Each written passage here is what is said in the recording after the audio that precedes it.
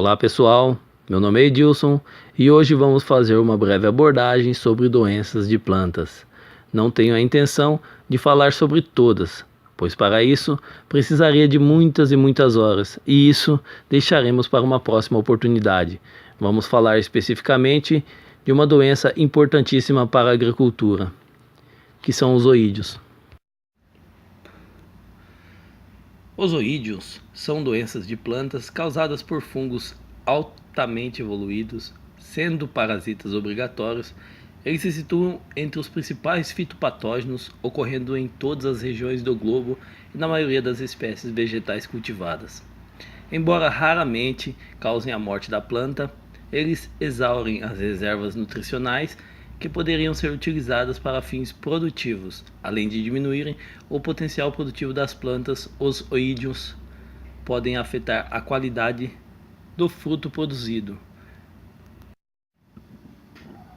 Os oídios constituem um dos mais importantes e bem estudados grupos de fungos parasitas de plantas. São fungos parasitas obrigatórios que dependem do hospedeiro vivo para seu crescimento e reprodução. Os patógenos deste grupo apresentam uma forma bastante evoluída de parasitismo, pois exploram seus hospedeiros de maneira sutil, podendo conviver com os mesmos durante todo o ciclo de vida sem levá-los à morte. Em razão de um patógeno ser um parasita obrigatório, ele deve se adaptar constantemente ao hospedeiro, surgindo daí uma alta especificação na relação patógeno-hospedeiro. Esta especificidade é demonstrada pela ocorrência de formas especiais e raças fisiológicas dos patógenos, capazes de atacar determinadas espécies de plantas e variedades de uma mesma espécie vegetal, respectivamente. Nas partes afetadas ocorre com frequência um crescimento pulverulento, esbranquiçado, constituído por micélio e estruturas reprodutivas, e posteriormente pode ocorrer a clorose, e evoluir para uma necrose foliar e desfolha. A doença dissemina-se facilmente através do contato entre plantas doentes e sadias ou pelo vento e respingos de chuva. Etiologia e condições favoráveis ao ataque do oídio.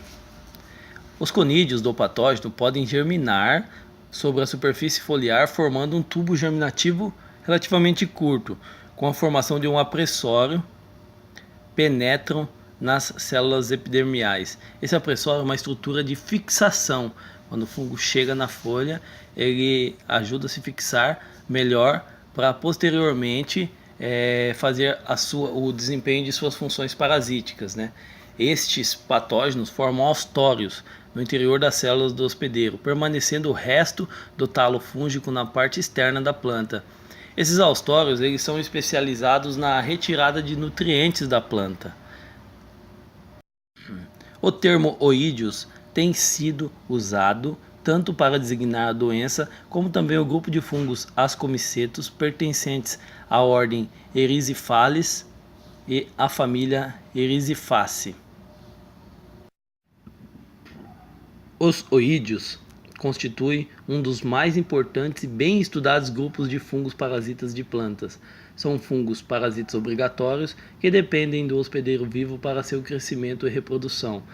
Os patógenos deste grupo apresentam uma forma bastante evoluída de parasitismo, pois exploram seus hospedeiros de maneira sutil, podendo conviver com os mesmos durante todo o ciclo de vida sem levá-los à morte. Em razão de um patógeno ser um parasita obrigatório, ele deve se adaptar constantemente ao hospedeiro, surgindo daí uma alta especificação na relação patógeno-hospedeiro. Esta especificidade é demonstrada pela ocorrência de formas especiais e raças fisiológicas dos patógenos, capazes de atacar determinadas espécies de plantas e variedades de uma mesma espécie vegetal, respectivamente. Controle do oídio.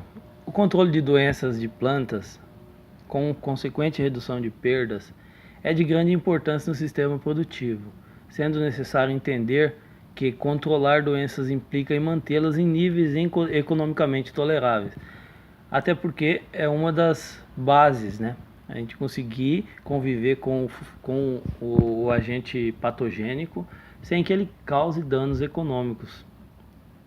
As conceituações econômicas e biológicas estão intimamente relacionadas, pois a prevenção da doença leva à diminuição dos danos, reduções na quantidade ou na qualidade da produção, e eventualmente das perdas, reduções do retorno financeiro por unidade de área cultivada também. Observa-se que em todos os lugares do mundo onde se pratica uma agricultura econômica, a intervenção para o controle de doenças de plantas é largamente realizada através de pesticidas. O controle biológico também se destaca. Tem várias situações onde o pessoal utiliza bastante métodos caseiros e simples, né? Relativamente baratos, um custeio bem inferior aos comercialmente no mercado. O pessoal utiliza-se também a questão do leite, né, na concentração de 10% de leite para 1 litro de água, né, ou seja, 100 ml de leite cru de vaca e para 1 litro de água. Também o pessoal utiliza limão também na concentração, numa determinada concentração onde não queime as folhas.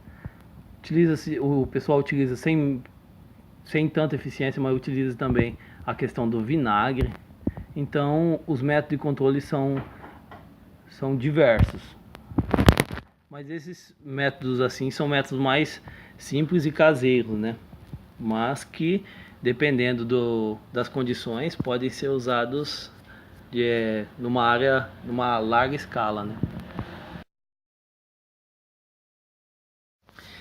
Mas aí implica na seguinte situação: o modelo predominantemente da agricultura convencional tem como base o retorno econômico imediato. O pessoal tem muito preconceito em relação a utilizar o controle biológico, e o método mais convencional realmente é a questão dos agroquímicos. Muitas vezes a erradicação total da doença é econômica e ecologicamente inviável. Portanto, é necessário manejar as doenças, mantendo-as num limite que não causem perdas econômicas. A adoção de práticas exclusivas de estratégias de controle baseadas em calendários de aplicações de produtos químicos deve-se principalmente ao baixo custo das aplicações, ao largo aspecto dos produtos e pelo entendimento de que o controle poderia ser conseguido simplesmente pela aplicação de agrotóxicos sem a observação de qualquer critério técnico. Com o tempo, verificou-se que esse modelo é insustentável, sendo observada com frequência contaminações e desequilíbrios ambientais, presença de resíduos de agrotóxicos nos produtos agrícolas acima dos limites de tolerância, contaminação de aplicadores e aumento no custo de produção. Além disso, é necessário levar em consideração os fatores que afetam as doenças, devendo ser considerados aspectos da biologia do patógeno e do hospedeiro, aspectos do ambiente e aspectos técnicos e legislativos da execução das operações necessárias.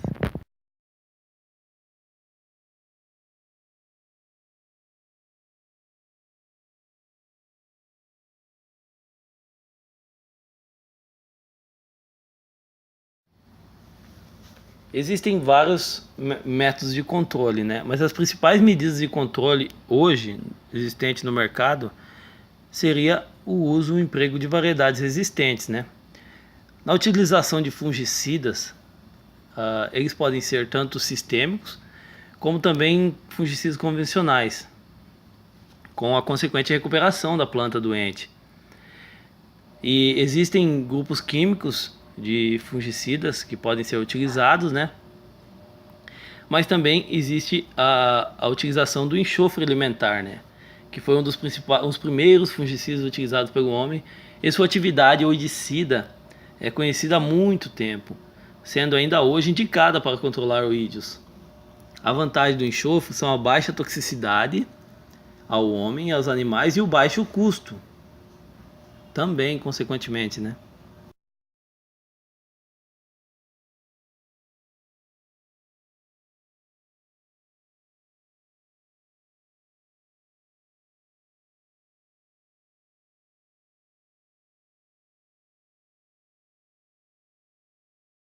controle do oídio, ele se baseia fundamentalmente no uso de produtos químicos, né, que envolvem pulverizações com fungicidas específicos, porque a gente não pode ficar aplicando qualquer tipo de fungicida para controlar o oídio. E o uso de fungicidas exige os conhecimentos de pesquisa científica para sua aplicação, em quantidade necessária e suficiente para o tratamento da planta, com o mínimo de contaminação de outras áreas e de maneira segura para o ambiente e para o homem.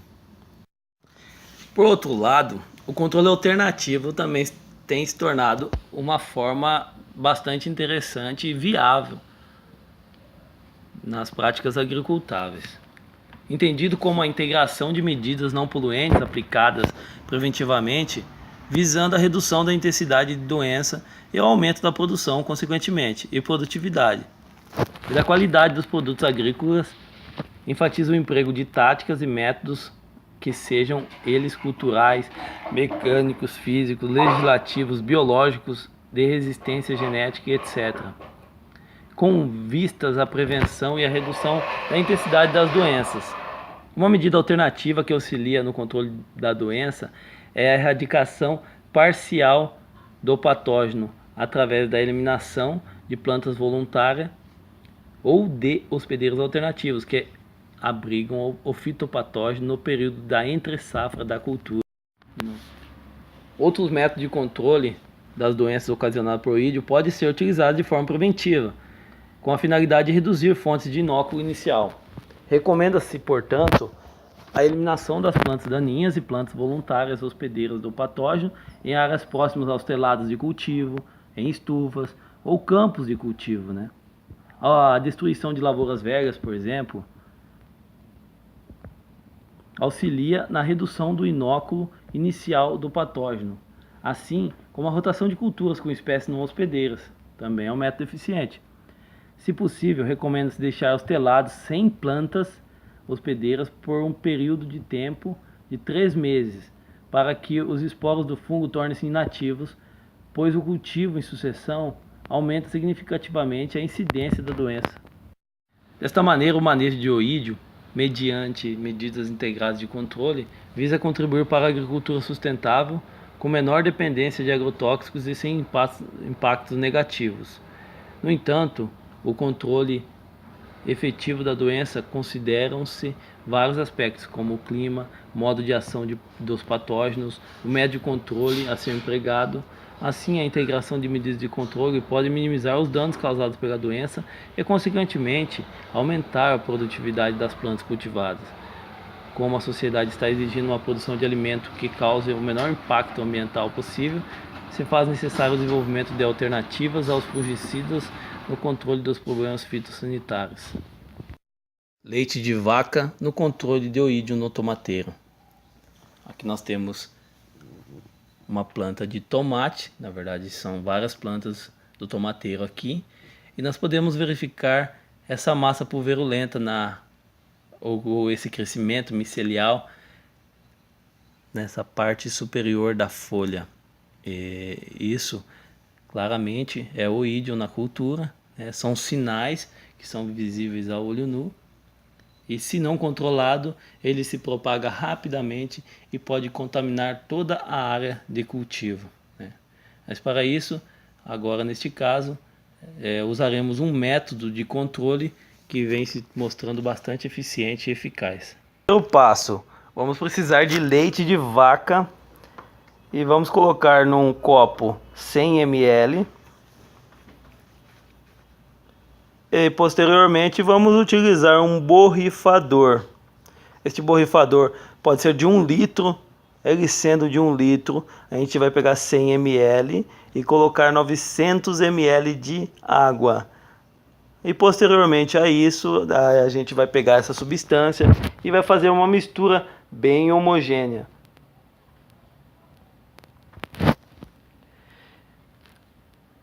E essa substância simples vai acabar de vez com todo o oídio que estiver nas suas plantas. E o interessante é que pode ser aplicado em qualquer planta. Mas para que essa técnica funcione, nós temos que tirar todas as folhas que estiverem infectadas e em seguida colocar fogo nelas para evitar a propagação do oídio. E quando formos fazer esse manejo, evitar colocar as mãos na planta doente e colocar numa outra planta sadia, porque nós podemos levar o fungo tanto de uma planta para outra, né? Passando de uma planta doente para uma planta sadia. E nós temos o agente de disseminação. E após fazermos a retirada de todas as folhas, nós podemos já começar a pulverizar a solução nas folhas. De preferência fazer isso no começo da manhã ou no final da tarde, para evitar queimaduras nas folhas.